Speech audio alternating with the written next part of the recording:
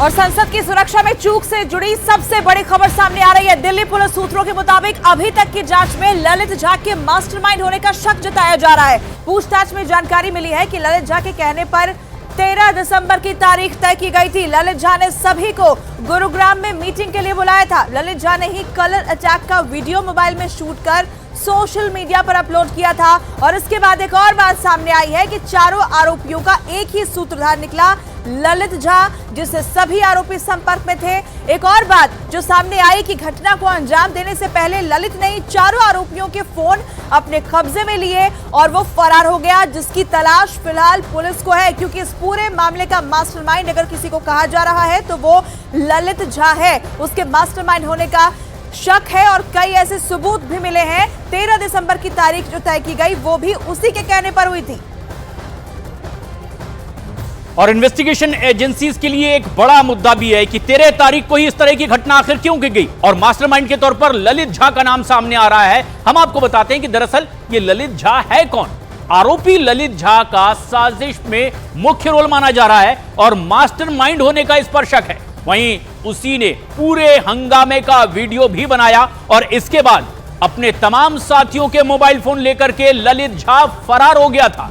जानकारी के मुताबिक आरोपी ललित पत्रकारों की भीड़ में भी शामिल था और इस साजिश में सभी को इकट्ठा करने में भी उसकी बहुत अहम भूमिका रही है।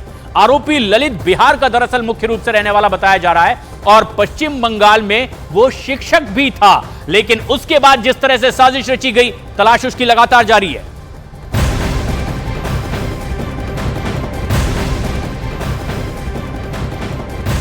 और इसी बीच संसद सुरक्षा चूक मामले में फरार आरोपी ललित झा के बारे में दिल्ली पुलिस की स्पेशल सेल को एक बड़ा इनपुट मिला है। पुलिस को पता चला है कि ललित दिल्ली से भागकर राजस्थान के निमराना में छिपा है। स्पेशल सेल की टीम जब निमराना के गंडाला गांव पहुंची तो ललित वहां से फरार हो गया था।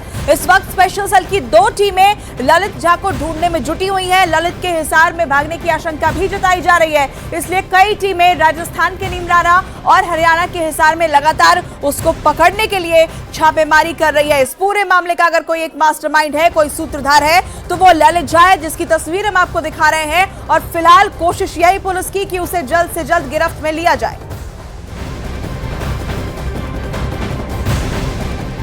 और इसी से जुड़ी एक और बेहद अहम और बड़ी खबर आ रही है। संसद में सुरक्षा चूक मामले में आरोपी ललित झा की व्हाट्सएप चैट भी सामने आई है, जिसमें वो किसी को जानकारी देता हुआ दिखाई दे रहा है। इस चैट पर वो व्हाट्सएप पर वीडियो को सुरक्षित रखने की बात लिखता हुआ दिखाई दे रहा है।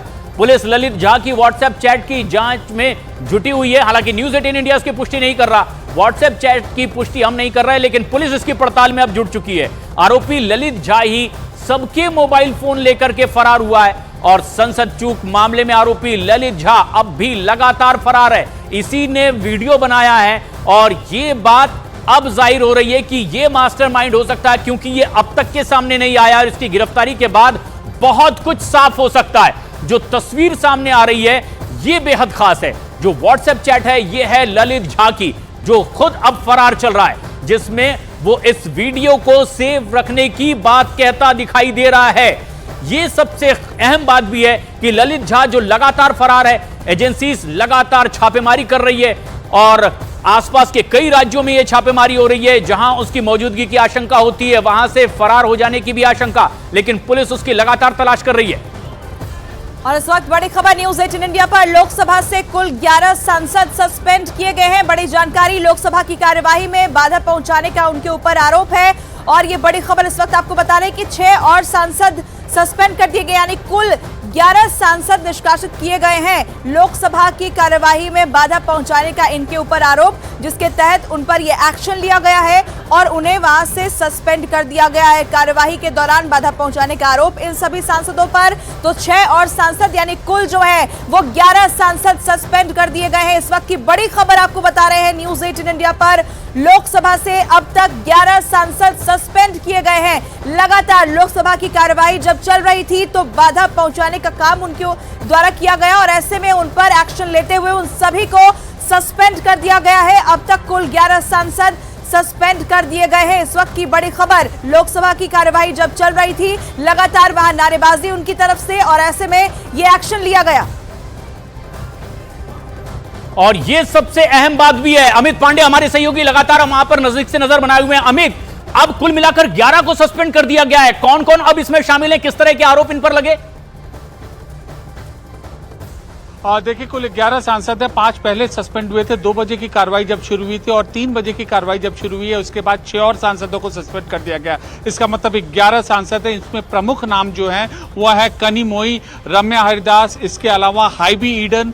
ये सब सांसद हैं जिनके ऊपर आरोप है कि स्पीकर के मुताबिक वह लगातार सदन में हल्ला कर रहे थे और अपनी जो वेल है वो छोड़कर स्पीकर के जो चेयर है उसकी ओर आ रहे थे। और इन बातों को संज्ञान में लेते हुए स्पीकर का ये कहना था इन सांसदों ने संसदीय मर्यादा का ध्यान में नहीं रखा और इस वजह से इनको सस्पेंड किया है। यही नहीं, डेरेक ओब्रायन को भी इसी तरीके के बर्ताव के कारण राज्यसभा से भी निलंबित किया गया। और कुल मिलाकर जो सांसद थे ये यही मांग कर रहे थे कि संसद सुरक्षा चूक मुद्दे पर जो वरिष्ठ मंत्री है सरकार का वो आके बयान दे और इस पर एक विस्तृत चर्चा हो। और इसी मांग के चलते उन्होंने अपनी यह मांग उठाई और स्पीकर के सामने गए जब बर्ताव स्पीकर को अनुचित लगा। अमित बने रहे हमारे साथ। प्रियंका हमारी सहयोगी इस वक्त हमसे सीधे जुड़ रही है ज्यादा जानकारी के साथ। प्रियंका, आरोपियों को पेश किया जा रहा है अब कोर्ट में, किस तरीके से ये पहली तस्वीरें सामने आ रही है?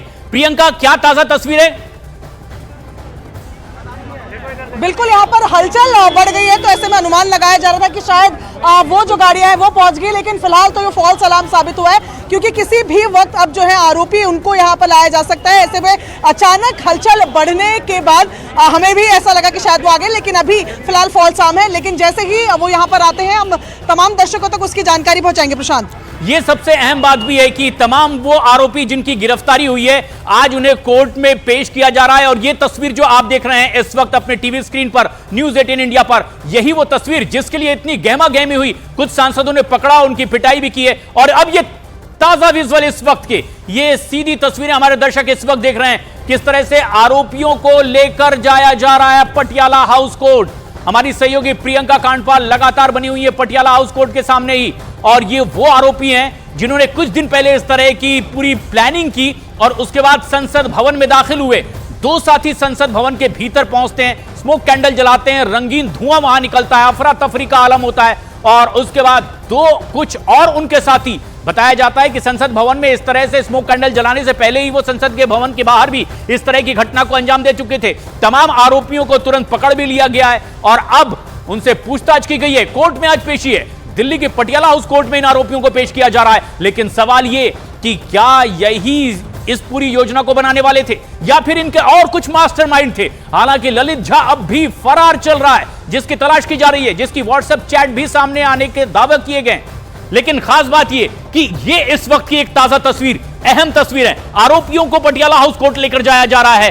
कई सवाल हैं जो इनसे पूछे जाने हैं, इसलिए इनकी रिमांड की भी मांग की जाएगी। पूछताछ इनसे आगे बढ़ेगी कि आखिर 13 तारीख क्या महज इत्तेफाक थी इस तरह की वारदात को अंजाम देने के लिए, या एक सोची समझी रणनीति के तहत 13 तारीख को, जबकि इसी तरह से संसद पर हमला हुआ था।